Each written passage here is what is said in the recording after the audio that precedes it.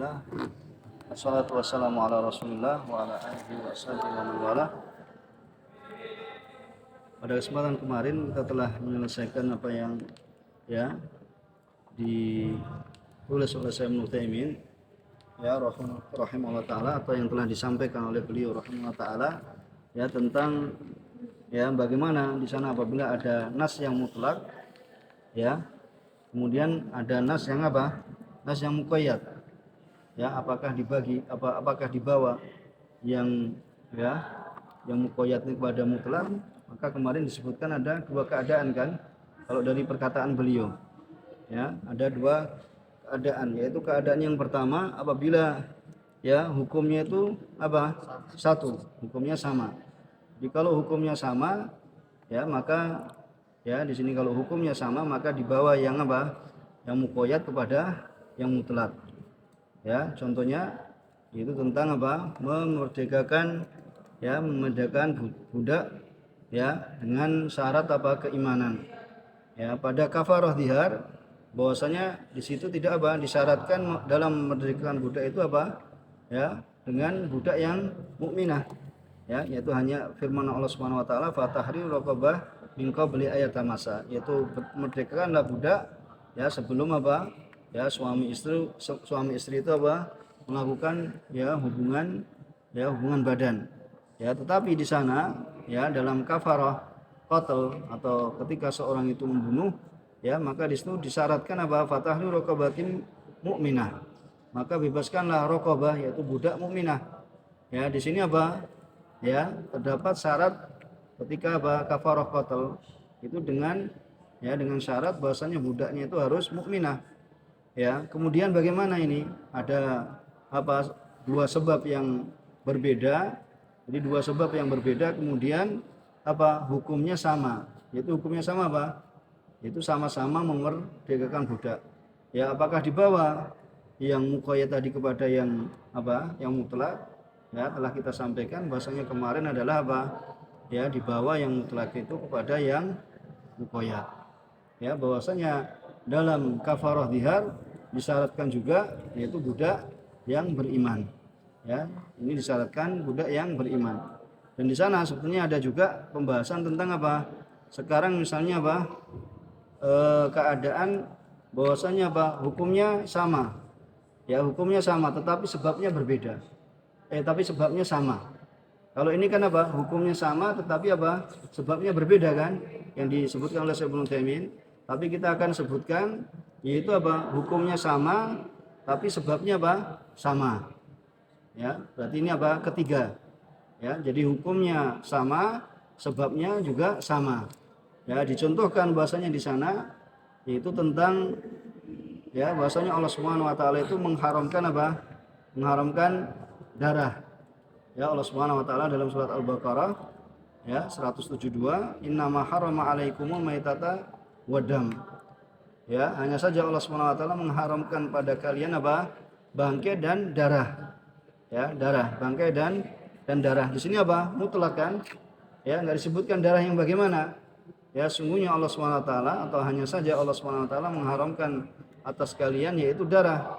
Kemudian ada dalil yang lain bahwasanya di sana ada darah itu disebutkan yang tidak boleh itu yang diharamkan itu adalah darah masfuh, yaitu darah yang mengalir.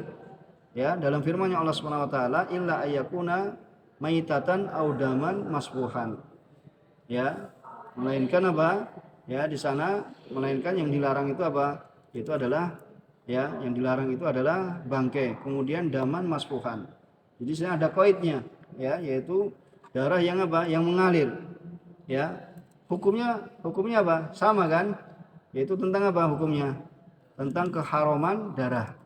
Kemudian sebabnya sama tidak? Sebabnya sama. Bahwasanya di dalam darah itu terdapat madarat. Di dalam darah itu terdapat penyakit. Ini hukumnya sama, kemudian sebabnya juga sama. Jadi keadaan kemarin yang disebutkan oleh Syekh Ibnu Utsaimin cuma dua. Kemudian kita tambahkan yang ketiga. Bisa dipahami. Beliau menyebutkan yang hukumnya sama tapi sebabnya berbeda. yang barusan kita baca. Kemudian kita tambahi yaitu apa? Sebabnya sama, kemudian hukumnya sama. Ya, kemudian contoh yang ketiga yang beliau contohkan yaitu yang hukumnya apa? Ya, hukumnya itu berbeda. Ya, hukumnya berbeda, sebabnya berbeda. Ya, yang beliau contohkan adalah hukumnya berbeda, sebabnya berbeda. Ini akan dibawa tidak antara muqayyad dengan apa? Muqayyad dengan ini tidak diamalkan sendiri-sendiri pada permasalahannya sebagaimana yang disebutkan oleh beliau yaitu adalah wasariku wasariqatu faqta'u aydiyahuma. Ya, ini yang ketiga. Jadi kita tadi udah pertama dan kedua, kemudian yang ketiga keadaan bahasanya bahwa wasariku wasariqatu yaitu seorang laki-laki yang mencuri dan seorang perempuan yang mencuri faqta'u aydiyahuma. Maka ya, potonglah apa? Kedua tangan mereka, yaitu keduanya. Dan ini nanti apa? Ketika hukum menerapkan hukum potong tangan ini tentunya juga ada dalil yang lainnya. Ya, berapa kadar ketika seorang itu apa akan dipotong tangannya. Ya. Itu berapa itu ada ukurannya. Jadi tidak semua kemudian apa yang memotong apa yang mencuri itu kemudian dipotong. Nanti ada pembahasan hukum-hukum yang lainnya. Tapi maksudnya di sini ya bahwasanya apa wasariku wasariqatu ya dipotong tangan keduanya. Dan juga dengan ayat wudu. Ya, jadi yang pertama tentang apa? Masalah pencurian. Ya, hukumannya adalah dipotong tangan. Kemudian apa? Dan firman-Nya Allah Subhanahu wa taala dalam ayat wudu. Wudu. Faksilu wujuhakum wa aydiyakum ya ilal marafiq.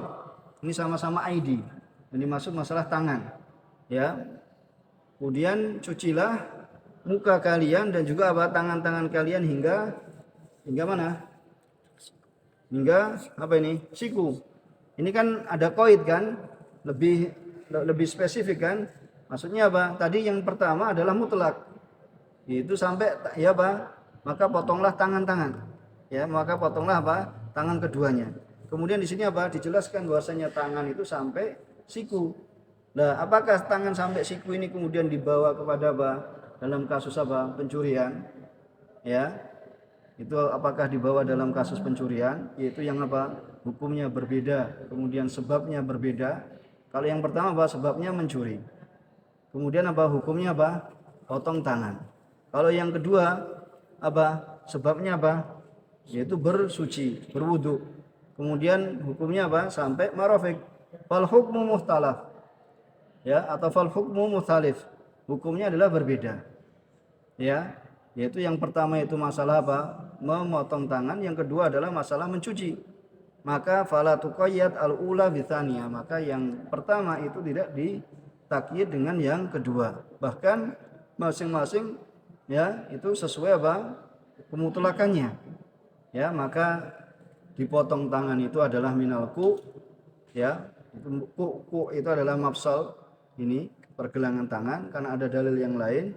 Kemudian wal ghasl ilal marafiq. Karena sudah dijelaskan dalam apa? Dalam ayat. Ya, dijelaskan dalam ayat. Ini keadaan yang ketiga. Ya, kemudian keadaan yang keempat, ya. Keadaan yang keempat itu tentang apa? Hukumnya berbeda. Kita kan pengen hukumnya berbeda kan? Ya, hukumnya berbeda tetapi sama sebabnya.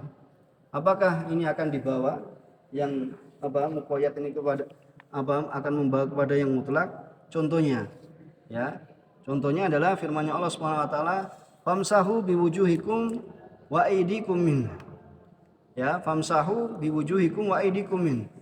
Maka usaplah kalian wajah-wajah kalian dan tangan kalian darinya. Ya, usaplah, usap. Kalau usaplah ini berarti dalam hukum apa? Tayamum. Ya, dalam hukum tayamum kan, kalau berwudu enggak ada usap. Ya, tetapi apa dalam tayamum? Ya, dalam tayamum yaitu disuruh mengusap muka, kemudian disuruh mengusap tangan. Wa aydikum minhu, yaitu tangan-tangan. Kemudian ada dalil yang lain apa? Yang lebih khusus. Ya, yaitu ketika apa? Berwudu. Yaitu apa? Faksilu wujuhakum wa aydiyakum ilal marafiq. Dijelaskan bahwasanya apa? Tangan-tangan yang tadi yang pertama ini apa? Dalam surat Al-Maidah ayat 6 itu adalah dengan apa? dijelaskan faksilu ya wujuhakum wa aydiyakum ilal marafiq, cucilah. Kalau yang kedua adalah cucilah apa? Ya wajah-wajah kalian dan tangan-tangan kalian sampai kepada siku. Ya, maka tangan ya di sini apakah nanti akan mentakit yang tangan yang pertama? Ya, akan mentakik tangan yang pertama sedangkan hukumnya berbeda. Hukumnya berbeda kan? Yang pertama masalah apa? Masalah tayamum, yang kedua masalah wudu. Nah, wudu yang apa? Butuh mencuci. Apakah dibawa? Jadi apa? Tadi tayamum itu kemudian sampai siku? Tidak. Kenapa? Karena hukumnya berbeda. Ya. Dan sebab apa? Hukumnya itu berbeda walaupun sebabnya sama. Sebabnya sama apa? Bersuci. Ya, sebabnya sama yaitu sama-sama bersuci. Tetapi tidak bisa dibawa, kenapa? Karena itu tadi, ya hukumnya itu apa? Hukumnya berbeda, ya sebabnya sama. Ya sebabnya sama-sama bersuci, tapi hukumnya berbeda. Kenapa? Ini dalam hal tayamum, yang satu dalam hal wudhu. Maka tidak dibawa, ya yang muqayyad tadi sampai pergelangan, sampai manasiku kepada apa? Ya hukum pada tayamum. Bisa dipahami ini. Ya jadi ada 4 keadaan. Ya, ada 4 keadaan dan apa rinciannya atau kesimpulannya kemarin sudah saya kirimkan pada Bilal ya dan Abu Bilal dan Abu Zakaria, nanti bisa ya untuk melihat. Kalau belum paham nanti bisa ditanyakan ya, kalau belum paham bisa ditanyakan. Kesimpulan dari 4 keadaan. Ya, kesimpulan dari 4 keadaan atau hari Jumat nanti minta ini ya untuk dikirim ke WhatsApp antum ya, nggak ada masalah. Ya ini menambah dari yang kemarin. Ya menambah yang dari kemarin sebenarnya ya saya ingin tidak baca tapi ternyata apa membutuhkan untuk bacakan ya insyaallah, sehingga apa sudah ya lepas ya tanggungan dari yang kemarin. Berapa menit? 12. 12. Ya, kita cukupkan dulu ya. Boleh. Insyaallah kita